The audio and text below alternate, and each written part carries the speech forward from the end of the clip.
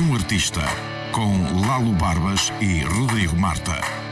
Arte, talento e umas quantas gargalhadas. Era uma vez um artista.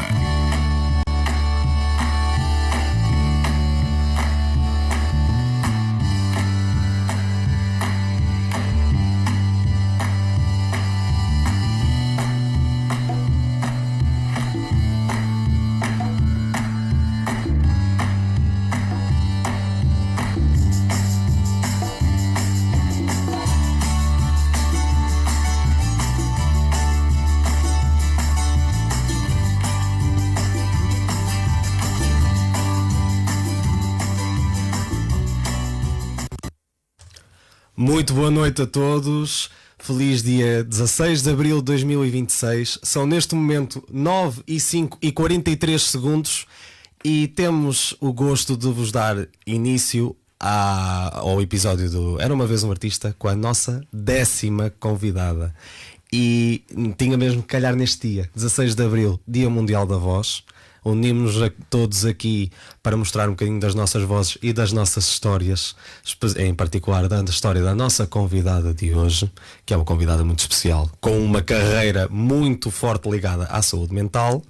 Ângelo, meu querido parceiro, muito boa noite para ti, um feliz Dia Mundial da Voz para ti. Queres nos dar a conhecer quem é a nossa grande convidada de hoje? Antes de mais, obrigado Rodrigo, para ti também. Boa noite aos espectadores que nos veem lá em casa. Hoje, pela primeira vez, aqui no Você é um Artista, temos uma convidada que nos traz uma nova arte. A arte de cuidar. Desde 1997, esta mulher tem vindo a reparar corações com o seu bem-estar. E a sua escrita, claro. Tem atualmente um livro chamado Mais Leveza, Menos Dor. Vamos já descobrir. Convosco, era uma vez, Andreia Magina. Sim, vamos começar este momento com um ligeiro ASMR, como falas em mais leveza. Ok, não precisamos estar a levar isto assim tão a leve. Andreia, muito boa noite, seja muito bem-vinda à casa da Rádio Voz dos Moris. Como é que te sentes de estar cá? Primeiro, agradecer-vos a vocês os dois, tanto ao Rodrigo e ao Ângelo, esta oportunidade, é uma honra e é sempre uma oportunidade estes momentos que é um serviço à comunidade, como já tinha dito, de levar esta voz, que hoje é o Dia Mundial da Voz, mais longe, estas vozes mais longe. Vocês trazem aqui sempre temas muito interessantes, que eu tenho-vos acompanhado e queria agradecer esta oportunidade, que eu acho que vamos ter aqui um momento muito interessante também e com muito potencial. Acreditamos que sim. Esperamos que para todos os ouvintes que seja uma hora, bom, mais ou menos uma hora de uma conversa mesmo leve e com menos dor, e pelo menos que alguns de vocês levem algumas lições boas para a vida em relação a alguns dos tópicos que nós vamos falar. Ângelo, se quiseres dar assim um mote já para nós percebermos um bocadinho mais talvez da história de criança da nossa Andreia, não sei. Deixe-te o mote enquanto me junto a vocês. Por acaso ia perguntar outra coisa, que é uma pergunta que por acaso queria muito saber a resposta. Andreia, o que é a arte de cuidar? É uma arte que nunca ouvi falar, a arte de cuidar.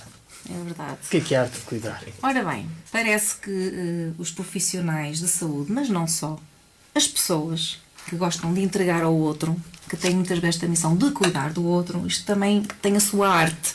Apesar de haver cursos, formações, profissionais que orientam, eu digo que misturaria aqui o dom e a arte. Acho que são duas palavras fortes aqui. Okay.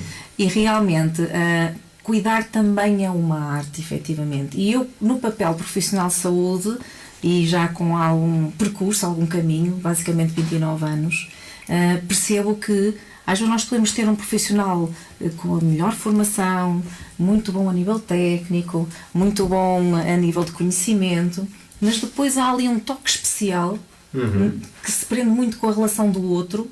E isto é a arte de cuidar. Portanto, a arte de cuidar também existe tal como um artista, tal como um ator, um cantor, sensibilidade. A sensibilidade de sentir o outro na relação, a sensibilidade de perceber a necessidade do outro. Portanto, tal como um artista quer captar, não é, o público, não é? Quer conectar-se com ele. também nós, profissionais de saúde, também precisamos dessa conexão, e eu, em especial na área da saúde mental, preciso criar essa conexão com as pessoas com que eu cuido, com as pessoas com quem eu trabalho, para conseguir algum resultado, para conseguir ajudar, verdadeiramente ajudar. E eu acho que isto realmente, a arte está muito aqui, também presente na área da saúde e na saúde mental, sem dúvida. O que é que te fez despertar então para esta área tão bonita, extensiva e agora nos tempos atuais cada vez mais falada da saúde mental? Ora bem, eu no meu percurso como enfermeira, eu comecei pela área hospitalar, tive mais ou menos, não chegou a 11 anos na área hospitalar. Eu senti muitas vezes uma coisa que era, eu, apesar de fazer tudo para o conforto do doente, nós posicionávamos, dávamos o banho, dávamos a medicação para a dor. Eu sentia que faltava ali mais ferramentas, qualquer coisa, porque às vezes, apesar de todas as medidas de conforto, eu sentia que a pessoa ainda não estava bem. Então o que é que faltava aqui? Falta sim aquela disponibilidade, a relação, o escutar o outro e entender a dor emocional do outro. Certo. Porque a dor física até estava mais ou menos, mas eu acho que a dor física às vezes também nos aparece, a dor emocional continua lá. Então é muito aqui. Muitas vezes nós dizemos, acho que é uma coisa que podemos concordar os três, que muitas vezes as dores mentais e psicológicas podem ser mais fortes do que uma dor física. Apesar do nosso corpo sentir, as mazelas que ficam com um machucar psicológico podem ser muito mais fortes e muito mais duradouras. Sem dúvida. E hoje em dia as pessoas não dão assim muita atenção à dor mental. Dão mais só à física do que à mental. Pelo menos eu acho que há uma tendência em mudar isso. Tu melhor do que ninguém para responderes, mas também percebo o que tu estás a dizer, que também é uma realidade. Tal como eu digo no meu livro, e porque é que eu escrevi este livro, Mais de Vez a Menos Dor? Precisamente porque a dor emocional ainda é muito tabu. Okay. Ou seja, as pessoas ainda têm dificuldade em falar. Se calhar falam da dor do outro, com alguma facilidade, se calhar percepcionam melhor a dor do outro, mas as próprias dores é difícil e dói olhar para as próprias dores. Então, quando são dores emocionais, é difícil, não é? Estamos ali a olhar para aquilo, identificar. Então, senti mesmo a necessidade, porque isto também tem a ver com o contacto não só do meu processo pessoal, não é? Mas também do processo profissional. Eu trabalho com cuidadores informais, faço consulta de enfermagem de saúde mental e percebo que as pessoas também só recorrem à ajuda quando já estão num extremo de dor. Infelizmente. Quando já estão lá em baixo. Exato, precisamente pelo que o Ângelo disse, porque muitas vezes as pessoas ainda não falam muito, ainda não olham, ainda é tabu, ainda têm vergonha de ter ajuda para esta área. Sim. Então, e também noto que muitas vezes mais facilmente vêm à minha consulta do que vão ao psicólogo ou ao psiquiatra, porque a enfermeira é mais fácil e depois entram melhor por aqui. Falas em tabu, tu sentes que há muito tabu, conforme falaste agora, na expressão psicóloga e psiquiatra? Sim, ainda há. As pessoas ao psicólogo já aceitam mais, psiquiatra eu não sou, pronto, ainda é pior.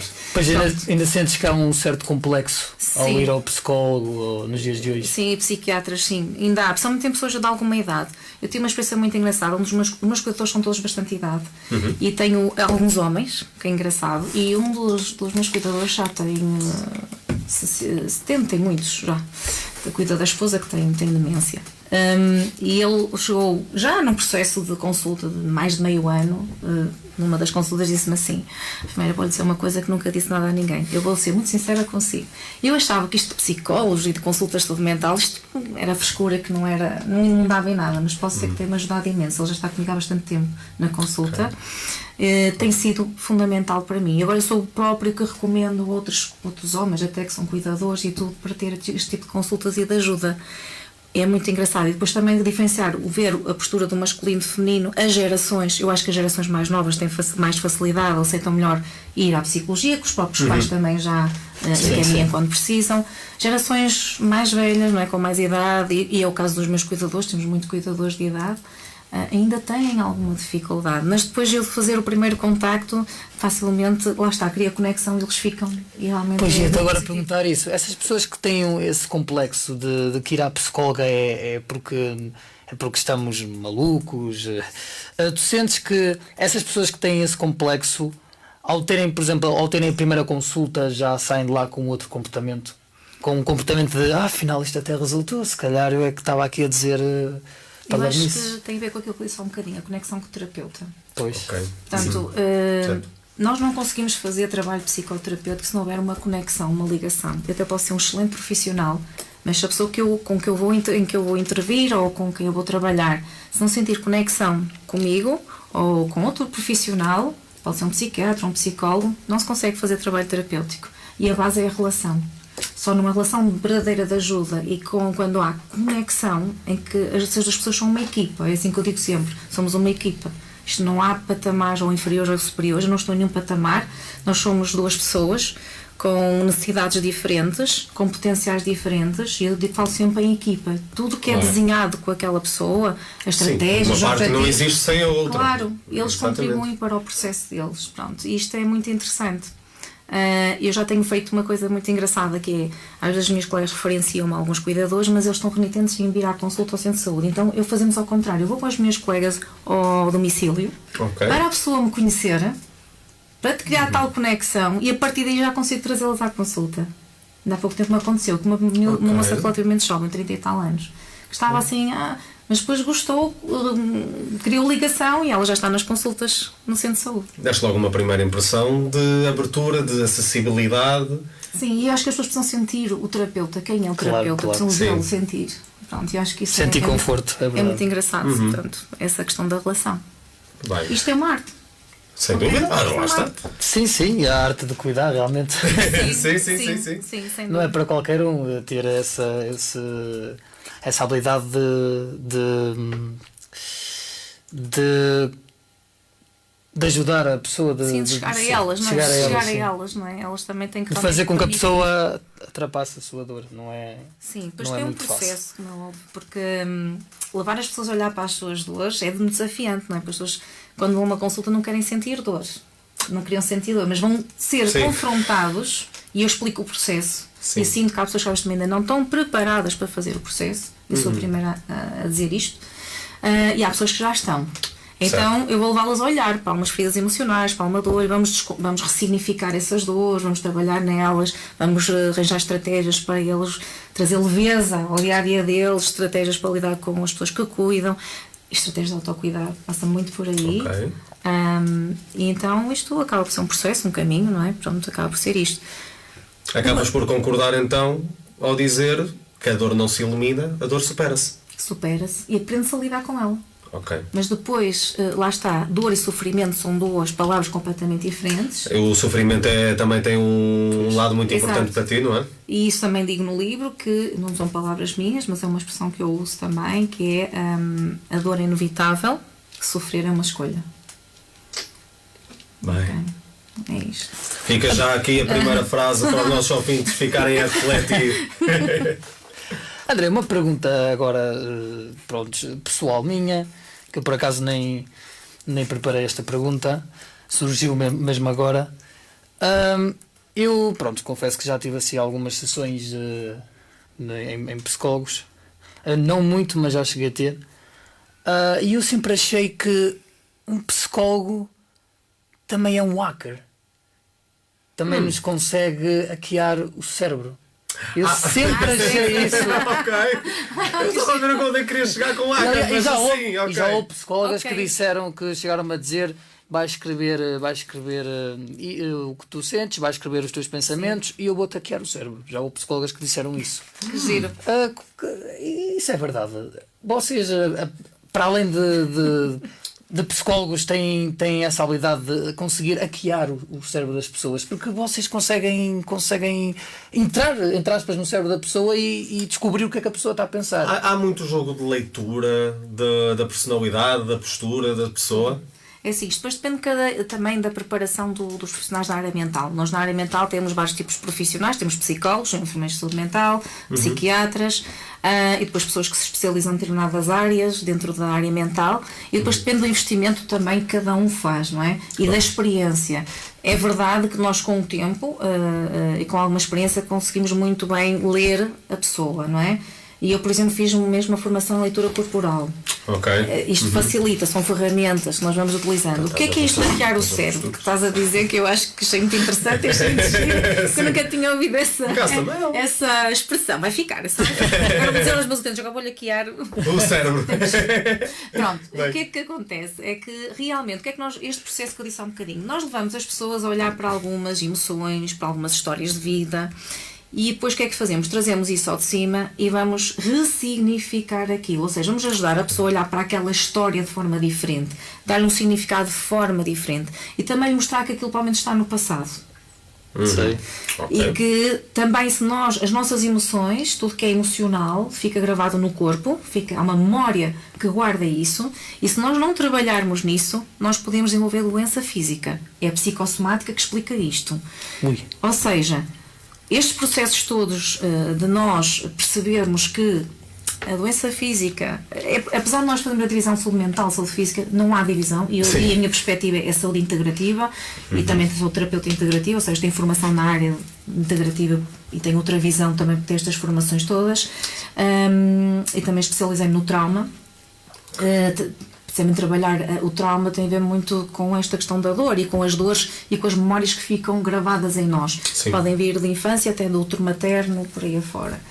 A verdade é que nós, ao trabalharmos o que é mental, os pensamentos das pessoas, as emoções, nós vamos realmente alterar o tipo de pensamento, vamos quase hackear o cérebro, vamos entrar nas memórias, vamos entrar nas emoções, vamos entrar nos pensamentos. E eu sempre achei que os psicólogos são hackers de cérebros. Sempre achei isso. E depois com o tempo e com a experiência, realmente há pessoas que começam-nos a falar e às vezes até estão com dúvidas em acabar a frase e nós quase que acabamos a frase deles. Não é? Quase que, é isto que você sente quase sem eles falar. É isto que sente, ou seja, há também um trabalho muito de empatia, de colocar no lugar do outro, e nós fazemos uma intervenção sem julgamento, não é? Os terapeutas fazem a intervenção sem julgamento, ajudam a olhar para as coisas, a organizar a casa mental, no fundamento, sim. mas sem fazer julgamento, mas a ajudar a olhar de outra forma e a sentir-se de outra forma quando olha novamente para aquelas histórias de vida, quando olha para aquelas memórias. É muito engraçado. Eu acho que tem muito a ver com esse trabalho. E saquear, acho que é isso. Eu fiquei mesmo com essa expressão na cabeça e passo, passo uma pergunta a ti, já que e agradecemos pela tua partilha, Ângelo. Eu próprio também já passei por essa situação, mas pergunto, conforme tu ficaste com a ideia de te hackearem o cérebro, também sentiste com algumas das respostas que se te abriram portas? Ui, foi logo assim uma pergunta um bocadinho. Por acaso eu até gosto de falar destes tópicos. Sim, é sim. Agora eu é que pareço o convidado. De psicólogas, infelizmente, até agora tive poucas sessões. Eu não tenho medo de dizer, muitas vezes eu sinto que precisava realmente dessas aulas, mas pronto, enfim, não há assim muita disponibilidade.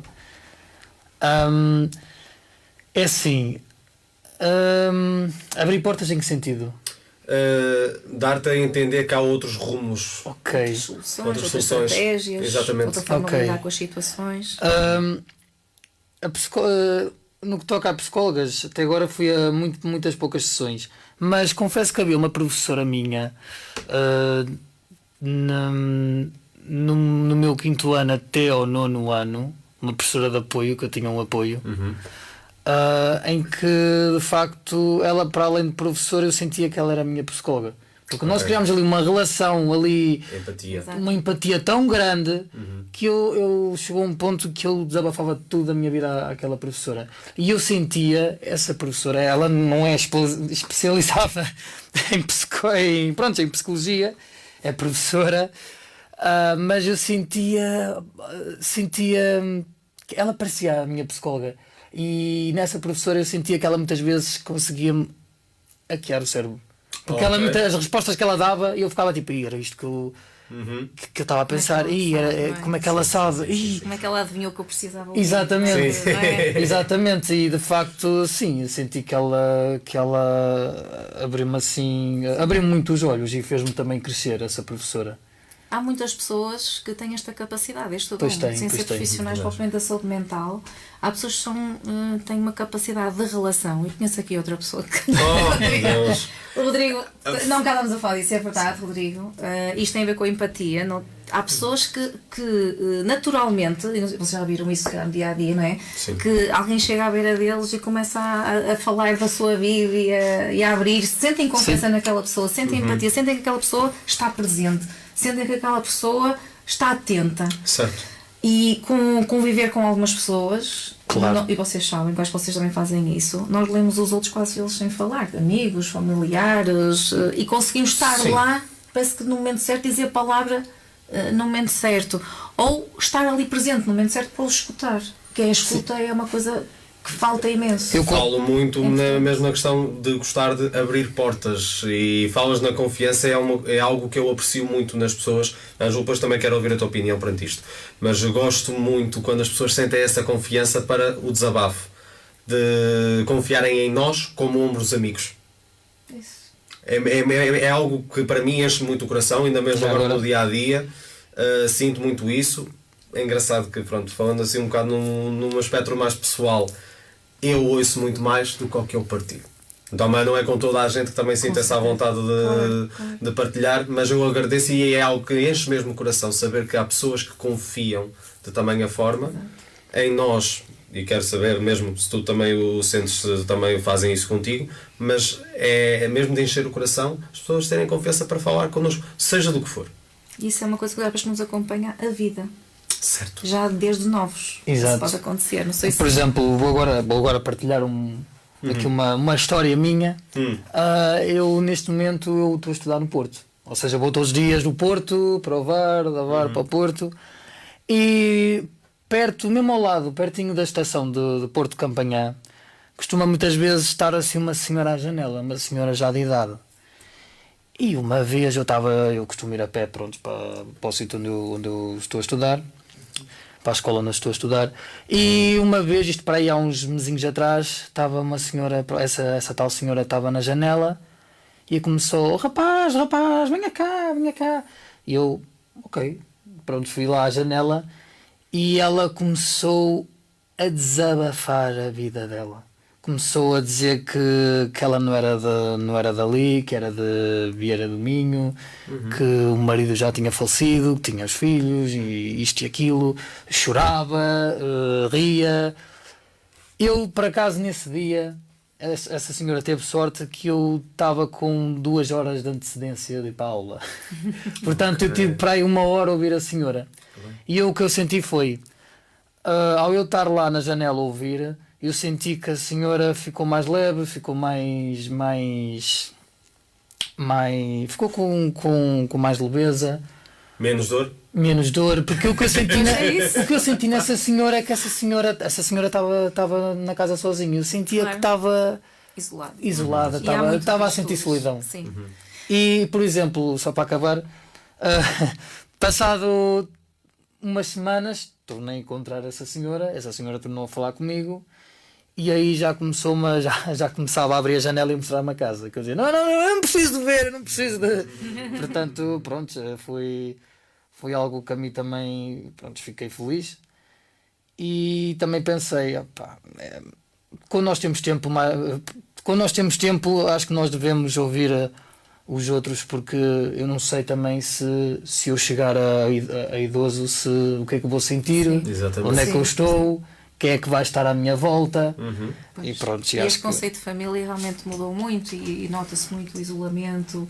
Há pessoas que vivem em prédios, não é? E não se conhecem os vizinhos, portanto esta questão da doença mental, até se falarmos na questão comunitária, em lugares onde há mais espírito comunitário, em aldeias ou até algumas culturas em que se vivem mais em comunidade, a doença mental existe, mas não é da mesma forma, e há um ambiente protetor.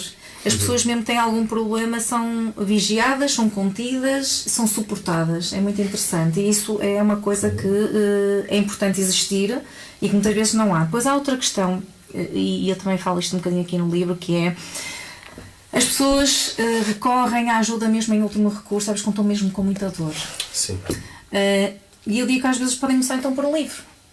Por exemplo, as pessoas mais tímidas, que ainda têm recursos, se calhar, todos nós temos recursos de autocura, ok? E isso também falo no livro. Uso estes recursos, tenho um método que eu transmito, que partilho, que é o método Levitus, que foi um método que cresceu com a minha experiência pessoal, porque também tenho dor crónica, devido a uma patologia, e devido à minha experiência profissional. E então digo mesmo, procure isto, pode utilizar estes recursos, veja se consegue, mas se não conseguir, também digo sempre no livro, procure ajuda profissional. E que a procura de ajuda, eu digo sempre isto mesmo aos alunos quando vou às escolas fazer intervenções da saúde mental, é um ato de coragem e humildade. E digo-lhes sempre, isso não é para fracos, às vezes vocês pensam que é para fracos. Nesta semana fui fazer uma ação, uma turma do 10º ano, na área da prevenção da violência, e falo muito desta parte da saúde mental, e procurem ajuda, vocês têm estes recursos e têm estes, e são gratuitos, e se quiserem eu também venho cá à escola, falem com a enfermeira de saúde escolar, nós marcamos uma hora, eu venho cá, porque eu vejo muitos jovens a chegar à consulta de pedopsiquiatria, que eu faço a triagem de pedopsiquiatria com a doutora Silvia Tavares da ULS, de 15 em 15 dias, para todos os adolescentes da área de Ovar, de Alcâmara, São João de Madeira, Oliveira das Meias, Feira e Arouca. E nós temos cada vez mais pedidos de ajuda para a consulta de pedopsiquiatria, o que é preocupante. Jovens, crianças.